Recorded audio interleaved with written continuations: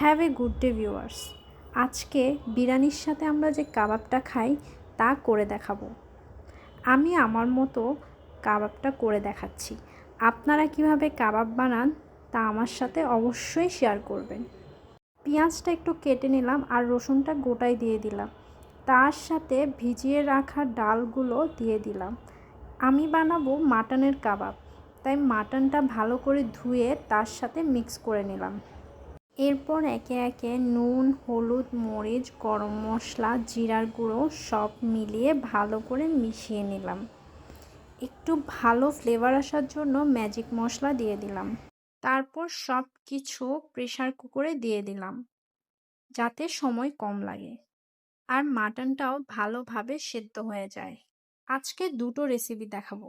একটা হচ্ছে মাটন কাবাব আর একটা হচ্ছে ডিমের পুডিং, যেটা আমার হাজবেন্ডের খুব পছন্দের একটা ডেজার্ট।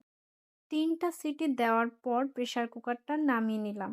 খুব ভালোভাবে মিহি হয়েছে। তার মধ্যে একটু করে চালের গুঁড়ো মিক্স করে নিলাম যাতে ভেতরে নরম আর বাইরেটা ক্রিস্পি হয়। তবে আমি কোনো প্রকার ডিম কিংবা বেসন ইউজ করিনি। তারপর চুলায় দিয়ে লো ফ্লেমে রেখে এপিট ওপিট ভেজে তুলে নিলাম মাটন কাবাব। এরপরে পুডিংয়ের জন্য আমি একটা পাত্রে ভালোভাবে ক্যারামেলটা করে নেব। আমি ক্যারামেলটা গুড় দিয়ে করি। এরপর হাফ লিটার থেকে একটু বেশি পরিমাণে দুধ নিয়ে দুধটা জাল করব চুলায়।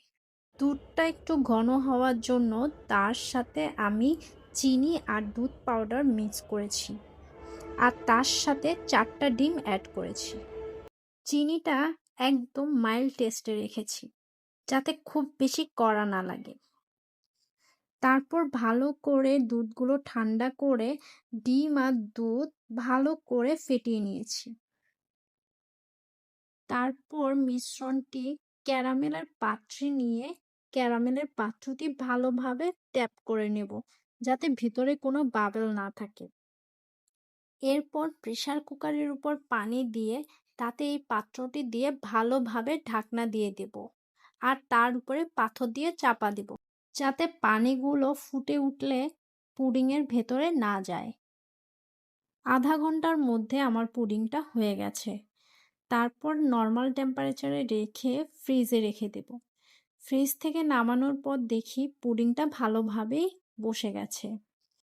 এই পর্যায়ে আমার খুব ভয় লাগে পুডিংটা কাটার পর পাত্রে ঢালতে, তাই আমি আমার হাজবেন্ডের সাহায্য নিয়ে পুডিংটা সুন্দরভাবে পাত্রে ঢেলে নিই।